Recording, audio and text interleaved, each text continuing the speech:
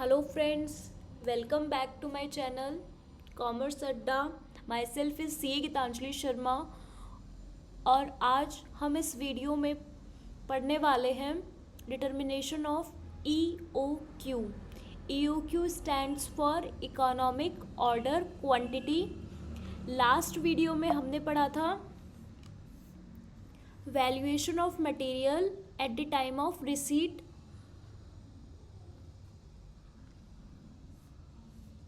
इसका एक क्वेश्चन किया था. स्टार्ट करते हैं आज का लेक्चर. देखो, मटेरियल और inventory control to achieve maximum efficiency in production and sales with minimum investment in inventory. Inventory control क्यों किया जाता है? ताकि मैक्सिमम एफिशिएंसी अचीव की जा सके प्रोडक्शन और सेल्स में with minimum investment in inventory. Inventory का proper planning and proper control किया जा सके. Techniques of inventory control: EOQ determine करना, second determination of levels, third ABC, fourth two bin system, fifth inventory turnover ratio, sixth input output ratio. तो इन सबको हम one by one study करेंगे. इस वीडियो में हम पढ़ेंगे इकोनॉमिक ऑर्डर क्वांटिटी.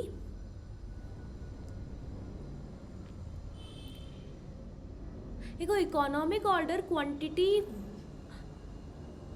वो क्वांटिटी है जिस पे अगर ऑर्डर प्लेस किया जाए तो टोटल इन्वेंट्री कॉस्ट मिनिमम आए.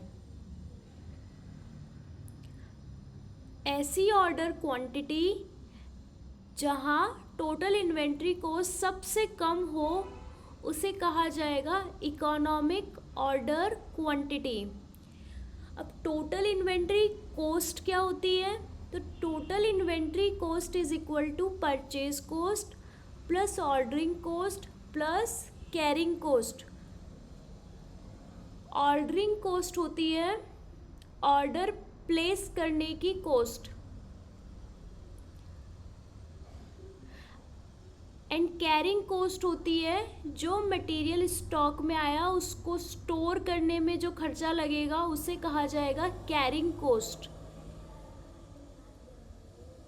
अगर हम बहुत सारा रॉ मटेरियल एक साथ ऑर्डर कर दें, जैसे अगर 10,000 kg मटेरियल चाहिए और एक साथ ही 10,000 kg मटेरियल ऑर्डर कर दिया, तो कैरिंग कॉस्ट कितनी इंक्रीज हो जाएगी? आपको एक साथ 10,000 किलो मटेरियल को कहीं ना कहीं स्टोर करना होगा, फिर उसको प्रॉपर उसको ध्यान रखना होगा कहीं वो मटेरियल डिस्ट्रॉय नहीं हो जाए पूरे साल भर में. तो अगर आप एक साथ पूरी क्वांटिटी ऑर्डर कर दो तो ऑर्डरिंग कॉस्ट तो कम हो जाएगी, लेकिन कैरिंग कॉस्ट कितनी ज़्यादा इंक्रीज हो जाएगी. वहीं अगर आप छोटे छोटे 100 kgs बार बार ऑर्डर करते रहो तो उस केस में कैरिंग कॉस्ट बहुत कम होगी, क्योंकि आपको 100 kg को कहीं पे भी स्टोर कर सकते हो, बहुत कम kgs हुए. लेकिन बार बार ऑर्डर प्लेस करोगे तो उससे ऑर्डरिंग कॉस्ट बहुत ज़्यादा इंक्रीज हो जाएगी. तो इकोनॉमिक ऑर्डर क्वांटिटी वो क्वांटिटी लेवल है जिस पे ऑर्डर प्लेस किया जाए तो ऑर्डरिंग कॉस्ट और कैरिंग कॉस्ट दोनों ही कम हो. EOQ लेवल पे ordering cost and carrying cost equal होती है. Ordering and carrying cost are variable in nature. जो टोटल ऑर्डरिंग कॉस्ट और टोटल कैरिंग कॉस्ट होगी वो वेरिएबल होगी. ऑर्डरिंग कॉस्ट वेरिएबल होगी number of order placed.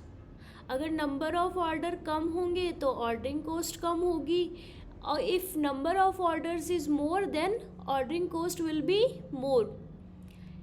Carrying cost variable होती है with value of average inventory holding. Carrying cost per unit value of average inventory is fixed. देखो ये variable तो होगी टोटल में, लेकिन per unit carrying cost and per unit ordering cost is fixed. Ordering cost per order is fixed.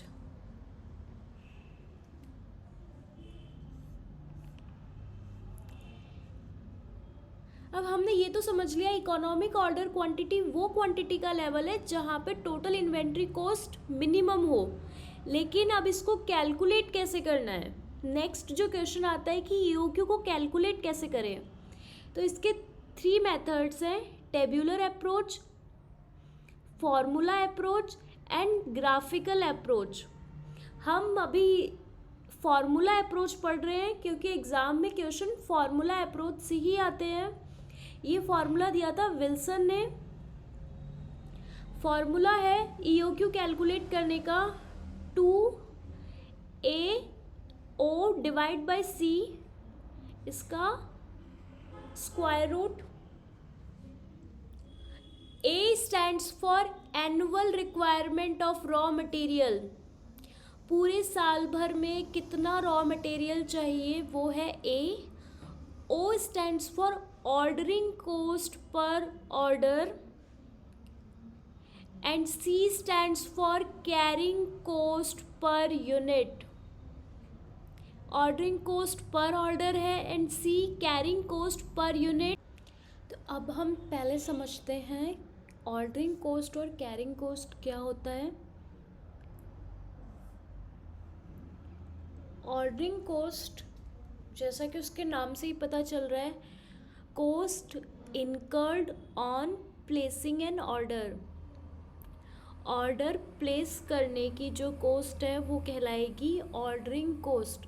तो ordering cost में क्या क्या आता है, cost of stationery, salaries of staff, staff require related to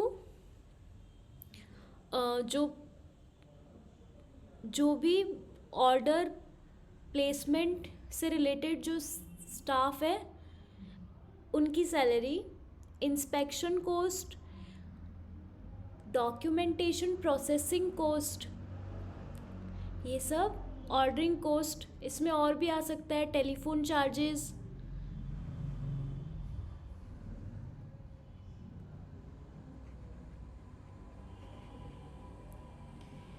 ordering cost per order calculate करने के लिए total ordering cost को डिवाइड कर देंगे number of orders placed in a year. Total ordering cost divide by number of orders, तो ordering cost per order आ जाएगा।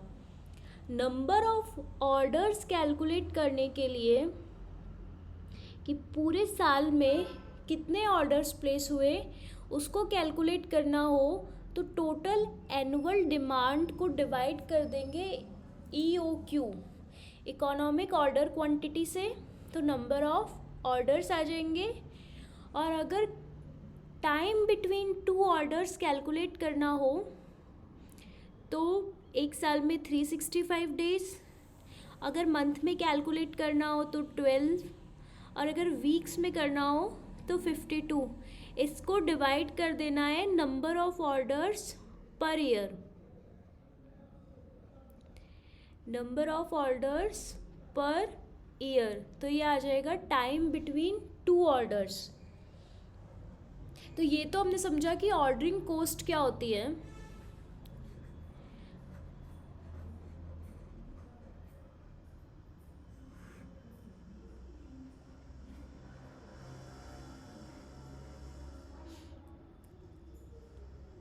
अभी देखो, अगर एक एग्जांपल लेते हैं, अगर एनुअल रिक्वायरमेंट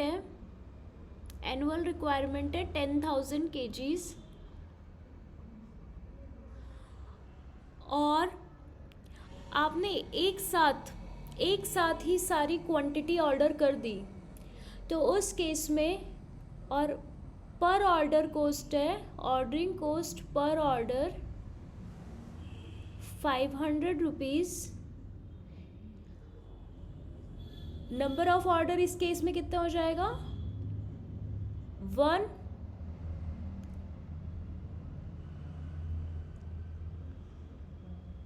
तो total ordering cost is 500 multiply by 1, 500 आ जाएगी।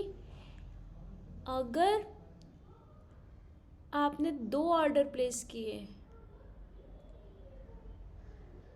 ऑर्डरिंग कॉस्ट पर ऑर्डर है 500, 2 ऑर्डर प्लेस किए तो टोटल ऑर्डरिंग कॉस्ट हो जाएगी 1000। अगर आपने 3 ऑर्डर प्लेस किए तो ऑर्डरिंग कॉस्ट पर ऑर्डर हो जाएगी 1500।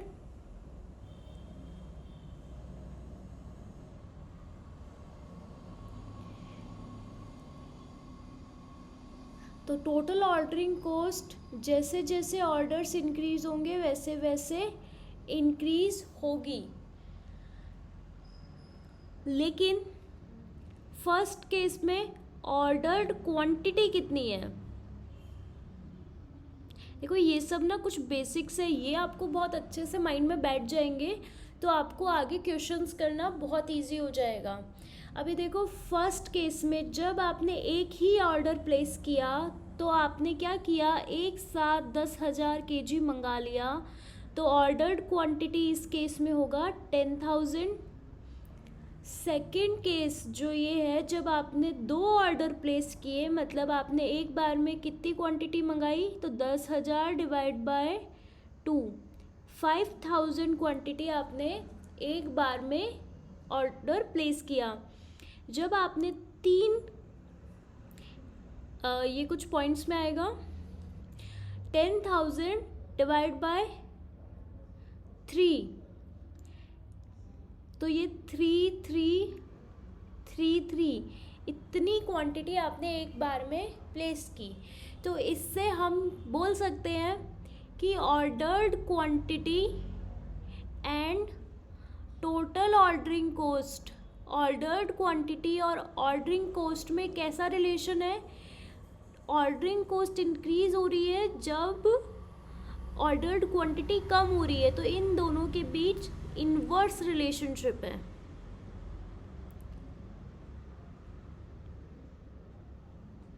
एक बढ़ती है तो दूसरी कम होती है, और जबकि नंबर ऑफ ऑर्डर्स, जैसे जैसे ऑर्डर्स का नंबर इंक्रीज होगा वैसे वैसे ordering cost automatically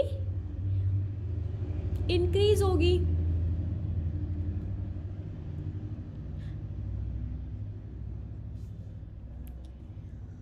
ordering cost per order calculate करना हो तो टोटल ऑर्डरिंग कॉस्ट को डिवाइड कर देना है number of orders placed in a year. Number of orders calculate करना हो तो टोटल एनुअल डिमांड जो ए है, टोटल एनुअल डिमांड, उसको EOQ से डिवाइड करना है। और अगर टाइम्स बिटवीन 2 ऑर्डर पूछे तो अगर मंथ में पूछा है तो 12 divided by number of order, days में पूछा तो 365 divide by number of orders, और वीक्स में कैलकुलेट करना हो तो 52 divide by number of orders. ये ऑर्डरिंग कॉस्ट। अब सेम ऐसे ही हम पढ़ते हैं कैरिंग कॉस्ट। कैरिंग कॉस्ट मतलब स्टोरेज से रिलेटेड कॉस्ट। इन्वेंट्री, देखो इसको also known as storage cost, इसको स्टोरेज कॉस्ट के नाम से भी जाना जाता है और इसको इन्वेंट्री होल्डिंग कॉस्ट के नाम से भी जाना जाता है। तो क्वेश्चन में दोनों कोई भी टर्म यूज़ की जा सकती है। जनरली कैरिंग कॉस्ट कहते हैं, लेकिन also known as storage cost और inventory holding cost. Carrying cost क्या होती है? तो cost incurred on storage of 1 unit of raw material for a particular period. Carrying cost calculate होती है percentage of purchase price. While calculating carrying cost, it is assumed that an average half of ordered quantity are kept in stock. जब carrying cost compute करते हैं तो ये assumption लगाया जाता है कि एटलीस्ट जो हाफ क्वांटिटी है वो स्टोर में होगी। देखो, जब हमने ऐसे 1000 kg मटेरियल आया 1 जनवरी को, 1000 kg मटेरियल आया। अब ये पूरे महीने तो ऐसा नहीं है कि ये 1000 ही रहेगा, तो ये 1000 से यूज़ में लेते जाएंगे, कम होता जाएगा। तो 31 तक फॉर एग्ज़ाम्पल ये ज़ीरो हो रहा है, तो एवरेज अगर हम इसका निकालें तो कितना होगा, 1000 प्लस 0 डिवाइड बाई 2। तो एवरेज पूरे महीने में एवरेज तो 500 kg स्टोर किया। यही अजम्पशन कैरिंग कॉस्ट के वक्त लिया जाता है कि हम average half of ordered quantity का ही कैरिंग कॉस्ट कैलकुलेट करते हैं। ये सब कंसेप्ट जब हम इसका प्रैक्टिकल क्वेश्चन करेंगे तभी आपको अच्छे से माइंड में बैठेगा।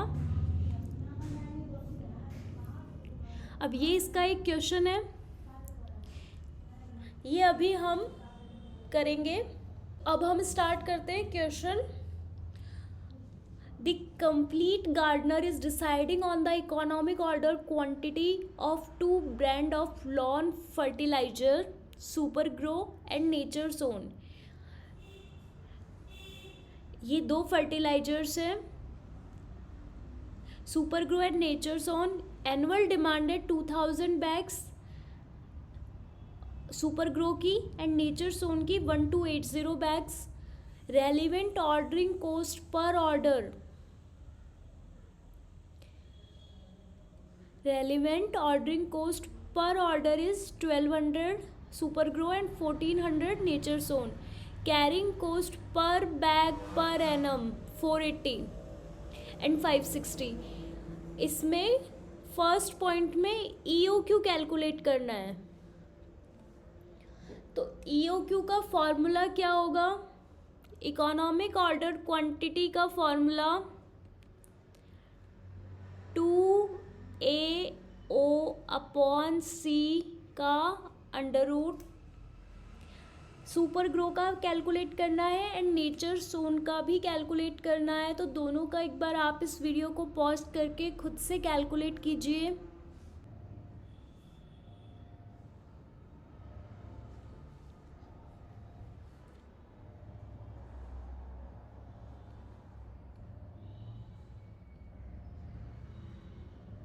Economic ordered quantity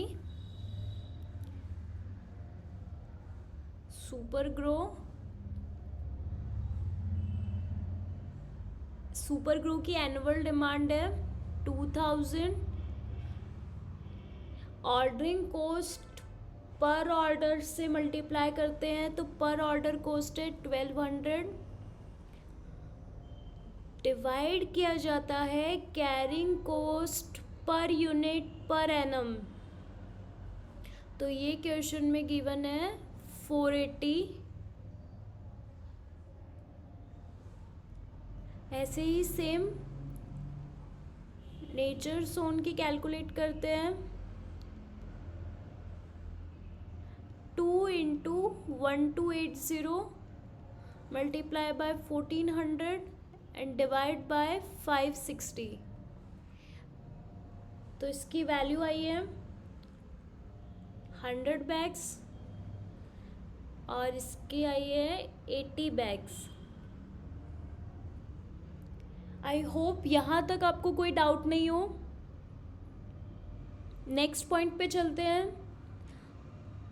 for the EOQ what is the sum of total annual relevant ordering cost and total annual relevant carrying cost for Supergrow and Nature's Own। आपको दोनों फर्टिलाइजर्स की टोटल ऑर्डरिंग कॉस्ट कैलकुलेट करनी है and total carrying cost calculate करनी है। Point number second, total ordering cost क्या होगी। Total ordering cost मतलब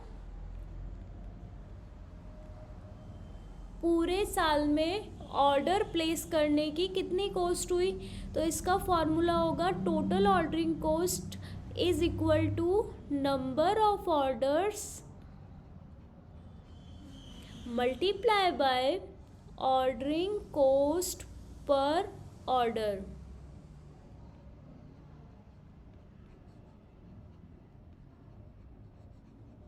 अब नंबर ऑफ ऑर्डर्स कैसे आएगा। तो number of orders is equal to total annual demand divide by EOQ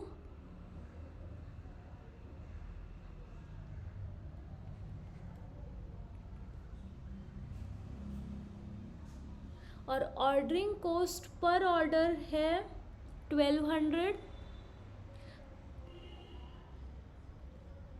तो सुपर ग्रो की टोटल ऑर्डरिंग कॉस्ट आ जाएगी 24,000। ऐसे ही सेम नेचर सोन की कैलकुलेट करते हैं। नंबर ऑफ ऑर्डर्स कैलकुलेट करने के लिए एनुअल डिमांड को डिवाइड कर दो EOQ और अब इसको मल्टीप्लाई कर देते हैं ऑर्डरिंग कॉस्ट पर ऑर्डर से। तो नेचर सोन का ऑर्डरिंग कॉस्ट गिवन है 1400। इसको सॉल्व कर लो।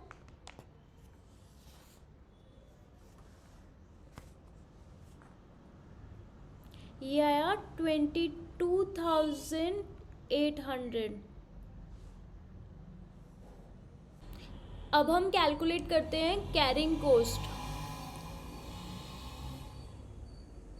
तो जब हमने कैरिंग कॉस्ट का कंसेप्ट पढ़ा था तभी पढ़ा था कि कैरिंग कॉस्ट एवरेज बेसिस पे लेनी है। Super grow and nature's own economic ordered quantity calculate करी है, वो आ रही है सुपर ग्रो की 100 बैग्स एंड नेचर सोन की 80 बैग्स। और carrying cost per bag given है। Carrying cost per bag super grow की 480 रुपीज़ एंड नेचर सोन की 560 रुपीज़। तो total carrying cost is equal to 100 divide by 2 multiply by 480 and in this case 80 divided by 2 multiply by 560। तो super grow की आई 24,000 and nature सोन की 22,800।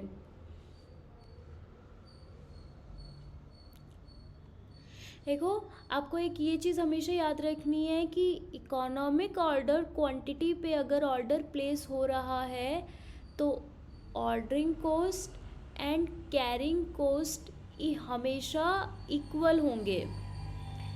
तो देखो यहाँ पे ऑर्डरिंग कॉस्ट 24,000 है और कैरिंग कॉस्ट भी 24,000 है।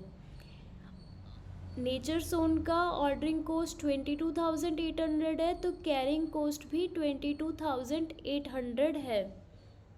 तो एग्ज़ाम में आपका अगर ऐसा ही क्वेश्चन आ रहा है एग्ज़ाम में तो आप इससे भी चेक कर सकते हो कि अगर आपकी OC एंड CC दोनों टोटल सेम आ रही है मतलब आपका आंसर सही है, और अगर इसमें कुछ डिफरेंट है मतलब आपकी कुछ कैलकुलेशन मिस्टेक है तो आपको उसको चेक करना है। अब इस क्वेश्चन में एक point number 3 for the EOQ compute number of orders per year for super grow and nature son. तो नंबर ऑफ ऑर्डर्स ये जो यहाँ हम कैलकुलेट कर रहे हैं यही नंबर ऑफ ऑर्डर्स है।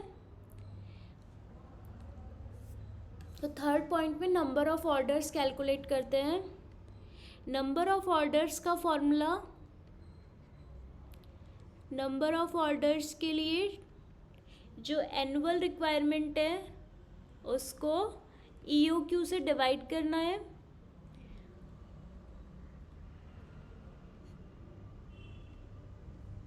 तो ये आ जाएंगे नंबर ऑफ ऑर्डर्स। कितने आए? सुपर ग्रो के 20 बैग्स एंड नेचर्स ओन के 20 ऑर्डर्स एंड इसके 16 ऑर्डर्स।